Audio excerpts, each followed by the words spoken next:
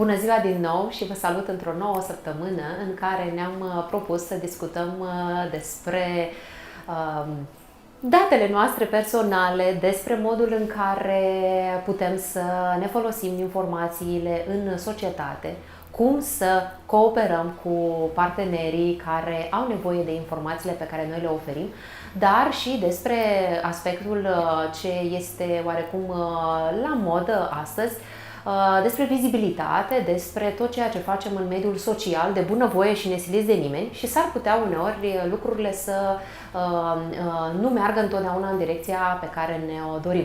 Astăzi atingem așa un subiect oarecum sensibil sau neînțeles de anumite persoane și am vrut să clarificăm de la început lucrurile alături de invitata mea, doamna Simona Donicioaia, antreprenor, specialist GDPR, care, bineînțeles, de pe drumuri am reușit să o captez o oră și să putem să discutăm și să aflăm și perspectiva ta ca specialist. Bine ai venit, Simona! Bine v-am găsit, mulțumesc mult! Cu mare drag și sper că în drumul tău prin țară, prin contractele pe care le ai, să ne faci astăzi bucuria de a descoperi ce înseamnă, ce este și ce face faimosul GDPR, ca să intrăm prima dată cu această parte importantă a discuției noastre. Dacă ne poți da câteva lămuriri și pentru ce ne este utilă această procedurare a modalității de utilizare și de prelucrare a datelor noastre personale? Cu mare drag oricând și în special astăzi, așa între drumuri, da? În primul rând ne protejează pe noi acest regulament, da? Dacă nu ar fi apărut regulamentul, am fi văzut în continuare, în zilele de azi, așa, o fluctuație de date, da? Nu conta de la cine luăm, cui dăm, cui vindem, cine cumpără. Ei, asta au început să se mai potolească un pic, da? Și noi, ca și persoane fizice, da? Suntem protejate, da? Se cheamă persoană vizată pe GDPR, da? Regulamentul 679 din 2016 ne denumește pe fiecare dintre noi persoane vizate. Ca să știm exact limbajul, da? GDPR.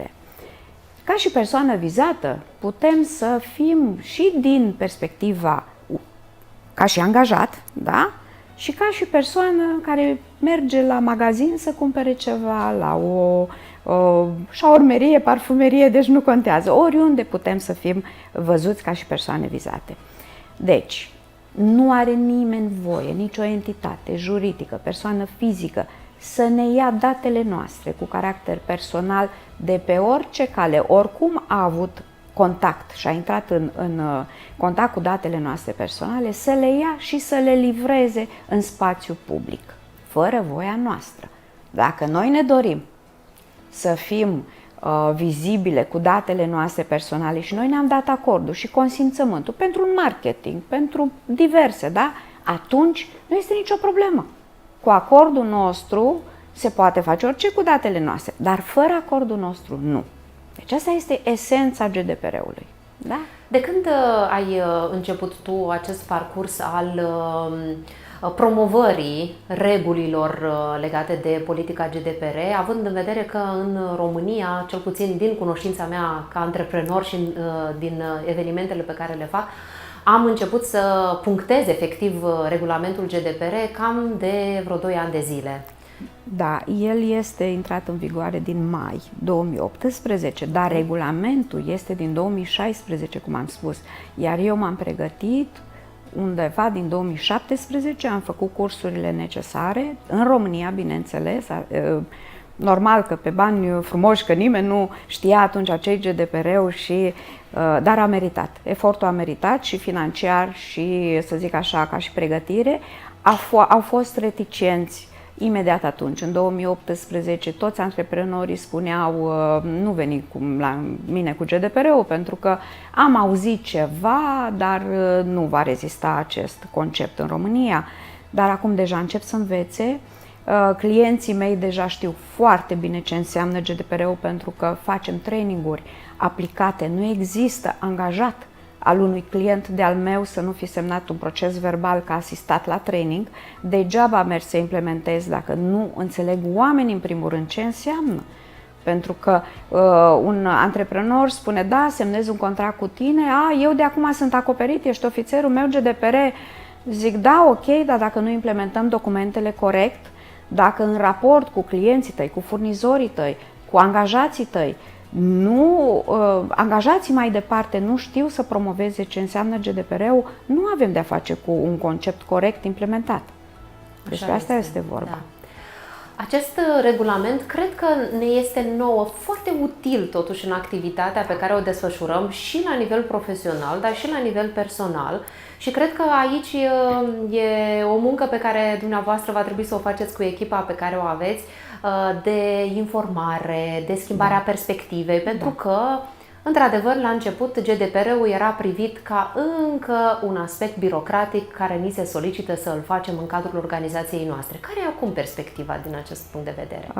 Și acum ne mai confruntăm cu aspectul ăsta, pentru că în momentul în care mergi la un client nou, da? El deja stă reticent, antreprenorul, și spune, vai de mine, mai mă încarci cu o serie de documente. Zic, nu, eu vin să-ți ușurez munca, nu să-ți o încarc, pentru că în momentul în care tu vei învăța și vei face corect acele proceduri, vei vedea că și tu afli lipsurile pe care le ai, adică ai să vezi dacă un laptop pleacă de la tine din unitate, pleacă spre casă, și poate fi pierdut de către angajat, ce implică acel risc? Și în momentul în care vede breșele de securitate pe care le are, în primul rând, GDPR-ul are o componentă mare, este securitatea pe IT. Da? Și atunci, în momentul ăla, învață. Sunt clienți care au învățat ce înseamnă organigramă. Pentru mine a fost ceva deosebit, iar eu învăț cu mare drag, pentru că toată experiența mea acumulată, nu numai ca să pot să faci GDPR, a trebuit nu știam eu că va fi asta un business de așa de mare amploare, dar meticulozitatea de care ai nevoie. Deci trebuie să ai o factură de, nu știu, eu de fapt din HR am venit în GDPR, da? Dar dacă nu mi-ar fi plăcut să buchisesc acolo fiecare formular, fiecare hârtiuță, fiecare virgulă pusă unde trebuie, nu aș fi putut să fac niciodată GDPR. Cine crede că este ușor, nu este ușor deloc.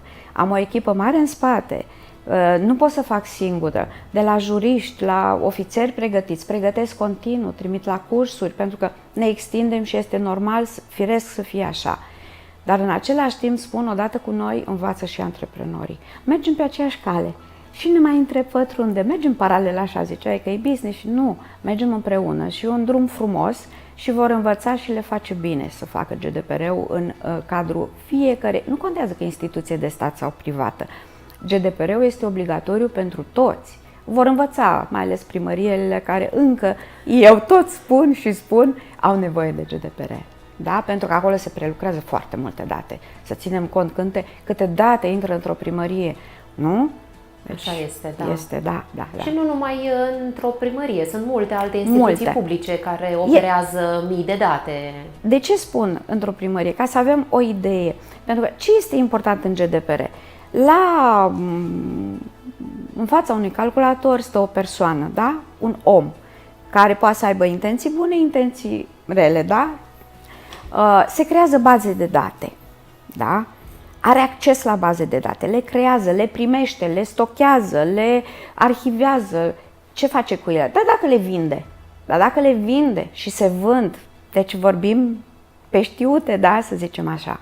Există paparați și printre noi și afaceriști fără date juridice, apropo de ce spui tu. Se vinde și se cumpără, se vând și se cumpără baze de date permanent.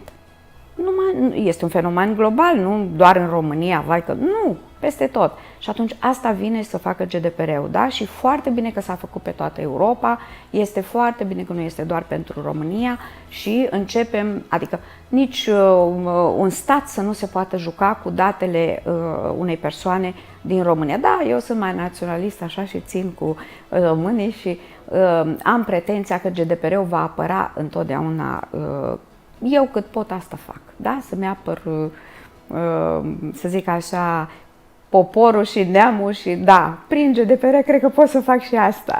Știu că ți-ai asumat un drum de pionierat în zona aceasta a GDPR-ului, deși tu coordonezi un grup de firme și ești foarte ocupat în activitățile celelalte pe care le desfășori, dar aș vrea să punctezi proiectul inovativ pe care l-ai în plan, cred că să-l dezvolți acum de curând cu GDPR-ul, o platformă online care să fie accesibilă pentru toți și să ne explice și să ne traducă acest limbaj care poate pare un pic incomod la început. Da, chiar este un pionierat. Bine, o să mai găsiți în momentul ăsta platforme, dar au doar finalitatea, să spun așa, a GDPR-ului, adică acele rapoarte lunare.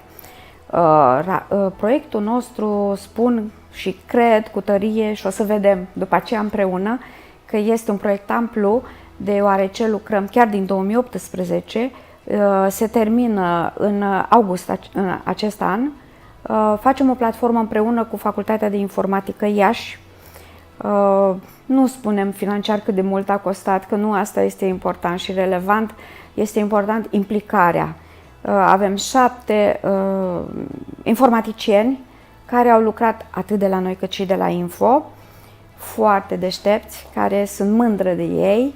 Chiar dacă eu le-am spus cum trebuie să arate și ce conține acea platformă, într-adevăr iese la lumină, mai avem un pic, suntem pe final, facem teste deja vedem cum arată, e superb, e bine. Într-adevăr, ea va oferi o altă perspectivă, adică va fi un regulament expus în online, va fi foarte frumos. Ai de la șabloane, de la primul document și poți să ți-l personalizezi cum dorești ca și ofițer intern al unei companii. Deci ea va avea mai multe tipuri de structură ca și acces. Va avea un ID cu user și parolă.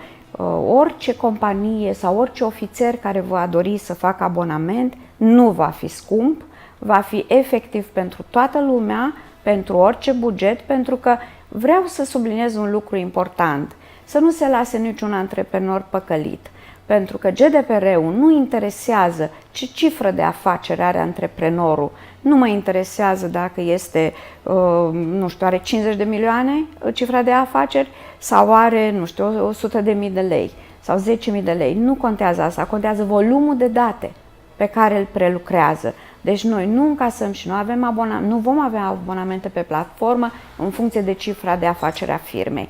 Vor avea acces absolut toți și va fi o platformă ușor de înțeles și de gestionat și deja de atunci se ușurează și mai mult decât atât, după aceea, prima dată o lansăm în România, bineînțeles, undeva în iarnă preconizez, prima dată va fi în Franța după România, pentru că deja îmi pregătesc o româncă care este stabilită de 2 ani în Franța, vorbește foarte bine franceză și sunt mândră că românii noștri pot să facă acest lucru și deja am setat-o și o învățăm ce înseamnă, vine cu noi acum în teren să vadă cum este, ca după aceea să știe, eu nu o să am timp să mă duc și în Franța, nu?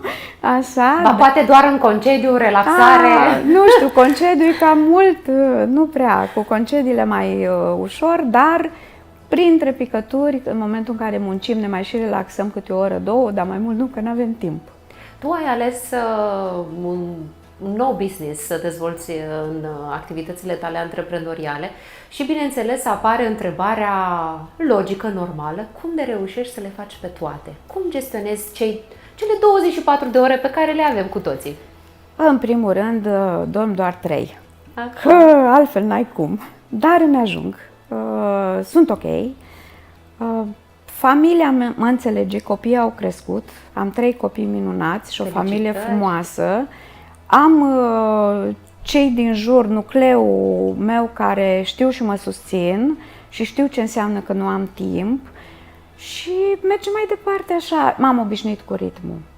Cred că sunt workaholică, da, recunosc, dar sunt bine așa cum sunt, nu aș ști să fiu altfel și sunt fericită așa. Ți-ai creat un sistem pe care reușești să-l gestionezi. Cum vine cu partea de dezvoltare de echipă și delegare? Cu câți oameni lucrezi? Acum am peste 11 oameni. Doar în firma care dezvoltă... Nu, vorbim doar de cea cu GDPR-ul, okay. Da. Dar per total câți oameni coordonezi? Acum, să zic așa, în jur de vreo 70 am avut vremuri înainte de a lucra în bugetul de stat, în sistemul bugetar, da? Am avut undeva la un moment dat și câte 400-500 de oameni odată, în același timp, că aveam mai multe, cum am și acum. Da. Doar că acum am rebranduit, să zic așa, și restructurat, pentru că am trecut de la business-uri cu foarte mulți angajați la business-uri cu mai puțini angajați. Da, dar am condus și instituții de stat cu mult personal, deci nu mi-e frică, îmi place să organizez. Care sunt câteva principii de management și de coordonare pe care tu le aplici în activitatea pe care o desfășori? În primul rând, munca în echipă. Nu pot fără oameni lângă mine, nu pot. N-ai cum să le faci pe toate. Doar că trebuie să vezi și să punctezi, să știi să împarți atribuțiile și chiar din mers, dacă vezi că cineva nu face față la anumite task-uri, să remodelezi și să nu-l alungi. Îl retrimiți acolo unde este locul și să știi că fiecare își poate regăsi locul în echipa mea fără niciun fel de problemă. Un alt principiu, pe lângă munca în echipă? Iubirea și dragostea de oameni. Pentru mine mine manifestă? Este tot timpul să fii cu sufletul deschis la ei și ei să vină cu zâmbetul pe buze la muncă. În momentul în care eu simt că nu mai vin, eu nu mai pot lucra cu ei. Mă mut din birou sau facem cumva pentru că vreau să le mai dau o șansă. Dar dacă persistă în, nu știu să zic așa, o rutină, cred că de la rutină omul, la un moment dat, se rutinează, da, după vreo 2-3 ani se rutinează oricât de multe le-ai oferi. Pleacă și vor să revină. Aici eu am o problemă, am o regulă strictă. Nimeni care a plecat de lângă mine nu mai primesc înapoi, din păcate. Nu pot. Formez alți oameni, în schimb. Da, asta mă gândeam că aș fi putut puncta, că este și o șansă de a dezvolta echipe noi, dar în același timp, experiența pe care au acumulat-o acele persoane care au lucrat cu tine 2-3 ani, cu siguranță o vor duce mai departe. Cu drag, chiar dacă poate vor să schimbe mediul, vor să schimbe compania, nu contează, dar eu nu mă tu ai sădit la expertiza pe care ei o vor dezvolta mai departe. Câteva aspecte pe care tu le ții ca și valori sau care te ghidează pe tine ca om în ceea ce faci, oriunde te duci. Tu călătorești foarte mult, te întâlnești cu foarte mulți oameni, dar nu stai tot timpul numai în birou, în hârtii, că spuneai că ești o persoană meticuloasă și asta te-a ajutat foarte mult în ceea ce faci. Hai să zâmbești, dar să știi că stau tot timpul. Eu merg cu birou mobil după mine. Și în birou mobil faci networking și te întâlnești cu tot felul de oameni. Tot timpul. Care sunt câteva aspecte pe care tu le urmărești la oamenii pe care îi întâlnești sau care e sistemul pe care tu vrei să-l clădești în relațiile tale de afaceri? Să pot socializa cu ei, să pot să ajung la ei, să înțeleg ce își doresc, la ce nivel au nevoie de mine, de ajutorul meu, profesional în primul rând. Eu nu prea am timp de relații personale și de prieteni foarte mulți, din păcate, dar doresc, din punct de vedere profesional, să-i ajut maxim cât pot. Dacă nu pot eu, indic pe cineva. Normal, cunosc extraordinar de multă lume în toată țara, nu prea cred că există oraș în România în care să nu cunosc pe cineva și întotdeauna dau mai departe, pentru că eu consider că nu trebuie să primești neapărat ceva în schimb ca să poți să ajuți. Da? Nu trebuie să aștepți. Trebuie să dai. Acest principiul de a da înainte de a primi, cred că trebuie să-l încurajăm mai mult în rândul celor cu care lucrăm. Clar, eu sunt de acord. Fac tot ce, dacă aveți vreo idee, sunt de acord. Sunt dornică. Oamenii trebuie să învețe, trebuie să fie mai buni. Din păcate, pandemia ne-a făcut mai răi și nu e ok. Ar trebui să-i resetăm cumva, nu știu, să ieșim mai mult, să vorbim mai mult. Eu de asta mă și întâlnesc și accept. De multe ori mă întâlnesc cu persoane în viața mea și în traseul meu profesional cu care chiar nu, dar trec pe lângă ei și mă bucur doar că aud ulterior vai, mi-a făcut atât de bine acel om și m-a învățat să fiu altfel. Și dacă atât, pușul ăla a fost destul, acele 5 minute în care am băut o cafea, pentru mine este o mare satisfacție. Mă bucur enorm de mult să aud acest aspect, pentru că focusarea pe carieră de multe ori tinde să scadă din umanitatea pe care păcate, ar trebui să o dăruim necondiționat, așa cum spuneai tu, cu iubire, cu dragoste și orientare către reușită. Cum văd copiii, soțul tău, această perspectivă a dezvoltării tale? Știu că ai spus că sunt mari și sunt pe drumul lor oarecum, dar întotdeauna totuși sunteți împreună și comunicați. Care sunt câteva aspecte pe care ți le spun copiii cu privire la ce faci tu? Am primit zilele trecute cea mai mare lecție, una din cele mai mari lecții. Copiii tot timpul ne dau lecții. Dar fiica mea, Carla, este șefă de promoție la facultate, urmează să fie la facultate, la Liceu de Informatică Iași. Și mâine va ține discursul, pentru că în cadrul festiv, iar eu nu voi fi acolo prezentă. Este dureros. Dar mi-a spus, mama, eu știu că ce faci, unde pleci, faci pentru noi, așa că nu contează asta. Du-te și eu știu că ai să fii cu mine oricum. Și da, este o lecție, merge mai departe, o să o văd în filmare și știe că sunt cu sufletul acolo. Da, primim lecții non-stop de la ei și trebuie să învățăm să-i auzim, nu doar să le impunem și să-i lăsăm pe drumul lor. Să nu le impunem să devină ceea ce ne-am fi dorit noi să fim și nu am împlinit. Nu, dacă eu sunt medic, ea trebuie să devină medic, sau dacă am vrut să fiu medic, trebuie... Nu! Să lăsăm copiii să devină ce-și doresc ei, că doar atunci vor fi fericiți. Ce vârste au copiii tăi? Fiul meu cel mare împlinește pe 31 august anul acesta 27 de ani. Mulți înainte, fericit. Carla a împlinit 18 și cel mic, clasa 8, acum o termină și am trecut de 14. Da. Cum e cu generația tânără? Sunt generații chiar și între ei diferite. Probabil a trebuit să înțeleg din fiecare generație ceva. Nu sunt neînțeleși, nu. Sunt de înțeles doar că trebuie părinții să învețe să-i asculte. Ei ne transmit mesaje și un copil care se revoltă, are ceva de spus, ar trebui părintele să stea, să fie mai atent un pic la nevoile lui. Fiecare are ceva de spus. Eu cred că dacă vorbim cu ei cald, luminos și nu, hai lasă că n-am... Și eu mai fac uneori.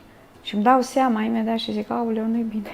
La toți cred că avem aceste avem, momente. E normal, dar trebuie să ne dăm seama că stai un pic, că și noi, poate la vârsta noastră, am fi dorit atenția părinților și nu aveam. Și atunci, haideți să facem un echilibru.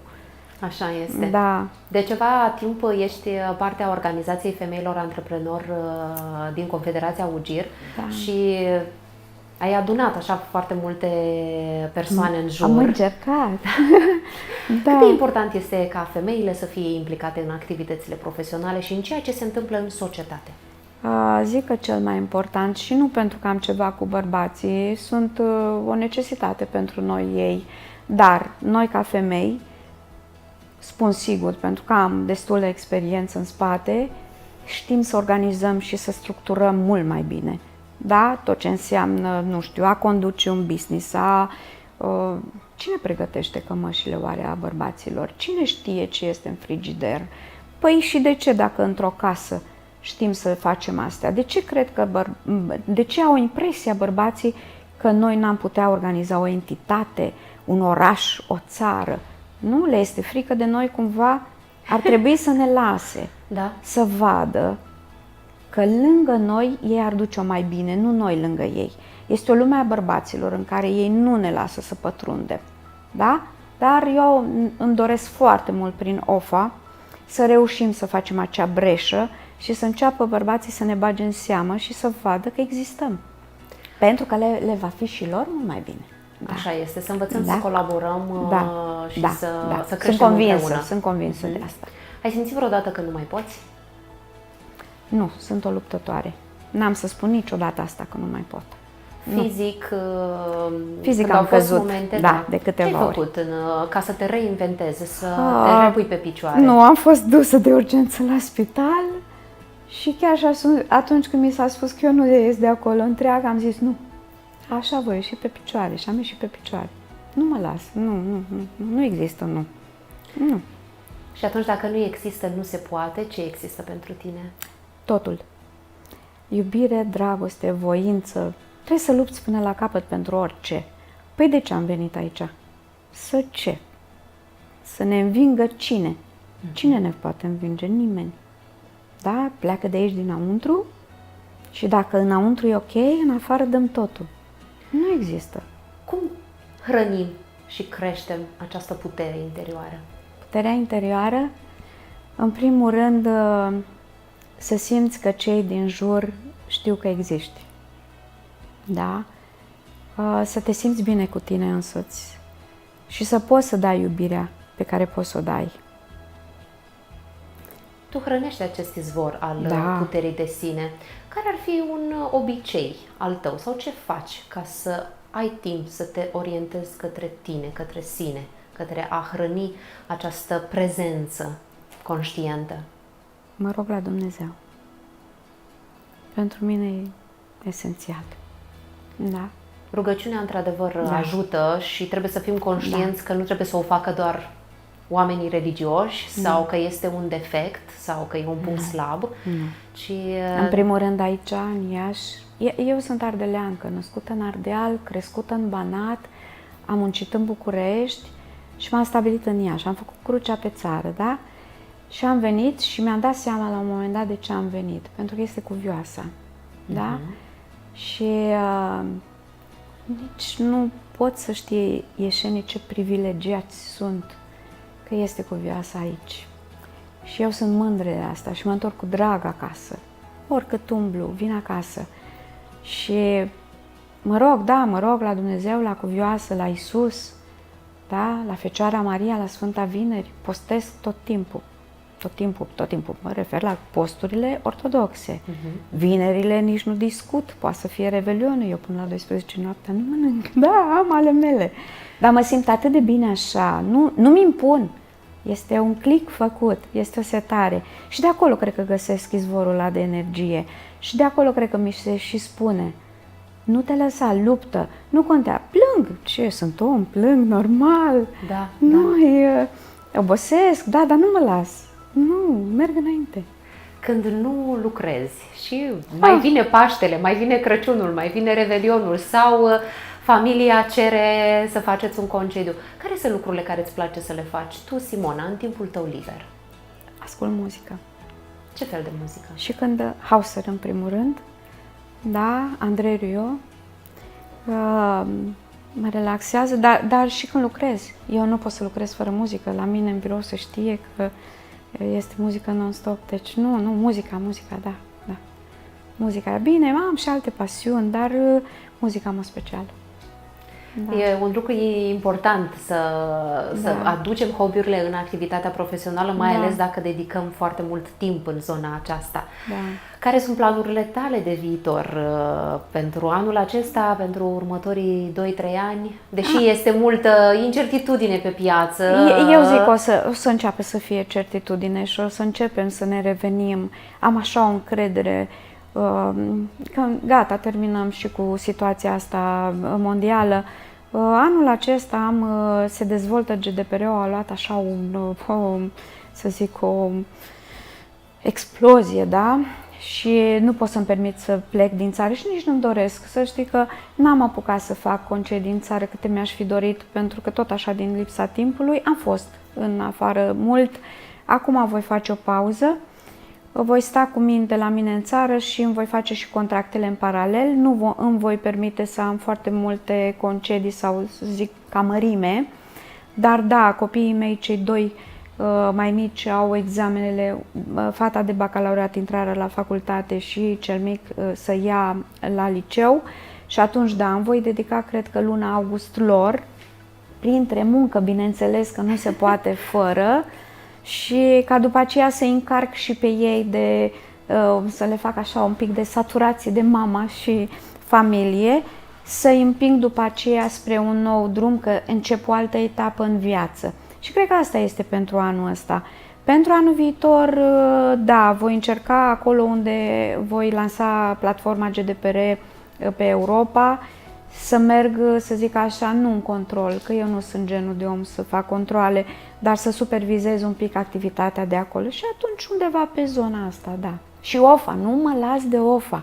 Îmi plac ce energia doamnelor noastre sunt minunate, mi-a plăcut fiecare întâlnire la care am reușit să ajung și deja am să anunț unde mai pot să ajung și cu mare drag, dacă pot să unesc, dacă pot să pun umărul, să facem să fie bine, cu mare drag. Cum ai îmbinat rolul de mămică până în prezent și care crezi că va fi rolul tău de mamă pe următoarea perioadă în dezvoltarea personală a copiilor tăi? Copiilor. Nu, copiii mei vreau să-i las liberi de mine. Nu vreau. Cordonul umbilical trebuie tăiat la timp. Și mai devreme spun eu, dar în niște limite, adică să nici nu îi lăsăm nesupravegheați la modul că nu știu unde merge, ce face și cu cine, nu. Un control minimal, adică să nu exagerăm, dar să-i și lăsăm să învețe, să ia decizii, cum ne îmbrăcăm, ce facem, haide să vedem unde mergem, cu cine mergem. Nu, copiii trebuie să fie capabili ca în orice moment ar dispărea, că este natura, da? Nu ne putem noi opune destinului, dar în orice moment un părinte ar dispărea, ei să fie pe picioarele lor cât de cât să poată să-și urmeze calea lor. Da? Ei sunt entități de sine stătătoare, să ne înțelegem. Ți-ai dorit copiii să preia una din afacerile pe care le coordonați? Așa, încet pe toți trei ghidez să preia din cele 7 firme pe care le am la ora asta, pe rând, așa, pe nișe, fiecare pe ce știe să facă, pentru că nu mi-aș dori sub nicio formă să apară disensiune între ei când vor fi maturi. Și dacă o să fie capabili să le ducă bine, dacă nu, să le închidă, să ia de la zero, pentru că și eu am avut urcușuri și coborâșuri și am închis firme, am deschis. Asta este, în business nu e ușor, este greu, nu poți să fii antreprenor. Dar mă gândesc așa, dar poate unul din copiii mei nu o să vrea, nu o să le pleacă să fie antreprenor. Să meargă să muncească, orice, nu este nicio problemă și eu am muncit de jos până am ajuns aici. Și eu mâine, dacă trebuie să muncesc, n-am nicio problemă. Pentru că înseamnă că asta e viața, ăla e destinul, asta nu e. Munca? Nu. Munca este totul, da? Iubire, muncă, dragoste, da? Da. Care ar fi un sfat, un dicton sau o învățătură pe care ai vrea să o dai acum ca și o concluzionare a interviului nostru pentru cei care ne urmăresc? Cum să facem lucrurile pentru bine? Femei, în primul rând, aș da să nu ne lăsăm bătute și haideți să răzbatem în lumea bărbaților. Da? Pentru că în momentul când ei vor învăța că lăsându-ne în mâinile noastre niște frâi acolo care consideră ei că ni le pot lăsa, o să vadă că au și ei viața mai bună lângă noi. Pentru că noi nu venim cu intenții rele. Avem instinctul nativ de mamă, de ocrotire. Cum aș putea eu sau orice femeie din OFA, orice doamnă din OFA să distrugă ceva ce face în jurul ei? Niciodată. Și atunci am face cu mult mai bine tuturor. Deci asta ar fi în primul rând, da? Haideți, bărbaților, lăsați-ne să ne facem treaba și să vedeți că cu voi împreună putem construi. Nu ne eliminați din toate. Asta este, cred că, esența. Iar în rest, pentru toți iubire, iubire multă. Dacă există iubire și dedicare în tot ceea ce facem, reușim. Așa este. Și femeile să aibă mai mult curaj și să curaj. Nu se autolimiteze. Cred că aici este unul din secrete, apropo de a nu renunța. Nu te limita, nu-ți pune singură bariere. Bariere, da. Nici eu nu am avut și eu am învățat. Mi-am luat șuturi, am plâns, dar m-am ridicat din nou. Nu mă las. Merg înainte.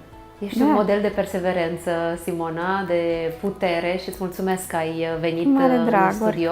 Chiar mă simt onorată că ai rupt din timpul tău în traseele prin țară și că am reușit să plec la drum, că n-am de ales, plec la drum, dar îmi place și plec și muncesc și cu mare drag. Oricând pot fi sunată și pe GDPR, cine vede, nu am vizibilă, este peste tot și numărul meu și adresele noastre de e-mail.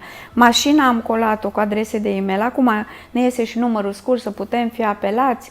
Atât cât dorm cele 3 ore, dar în rest răspundem la telefoane, deci nu-i problemă. Sigur, oricum ai o echipă dedicată și profesională. Este, nu răspund doar eu, sigur că da, nu mai pot, n-ai cum. Dar, da. Mulțumesc încă o dată. Cu mare Simona drag, Dunicioaia, antreprenor, specialist GDPR, expert chiar aș putea spune în contextul... chiar, da, am ajuns și la partea de audit și mergem înainte. Ne luăm toate acreditările europene de care avem nevoie. Da, mergem la Bruxelles să ne le luăm. Deci mergem să atingem superlativul. Super, succes în parcursul acesta și mulțumesc că ești un exemplu de antreprenoriat de succes și în special de femeie antreprenor care duce lucrurile la un alt nivel. Succes în tot ceea ce faci. Mulțumesc și vouă la fel, echipa minunată pe care o aveți. Vă mulțumesc cu drag, din tot sufletul. Mulțumim. Și dumneavoastră vă mulțumesc că ne-ați urmărit. Vă invit să fiți atenți la modalitatea în care vă folosiți datele personale, să nu renunțați din activitățile pe care doriți să le faceți, să fiți mereu perseverenți și, bineînțeles, pentru femeile care ne urmăresc, să dea tot ce au mai bun, pentru că noi, femeile, cizelăm generațiile de astăzi și generațiile viitoare. Vă binecuvântez, fiți extraordinari în tot ceea ce faceți și, bineînțeles, vă invit să urmăriți interviurile de pe canalul de YouTube și să vă abonați pentru a fi la curent cu noutățile noastre. La revedere!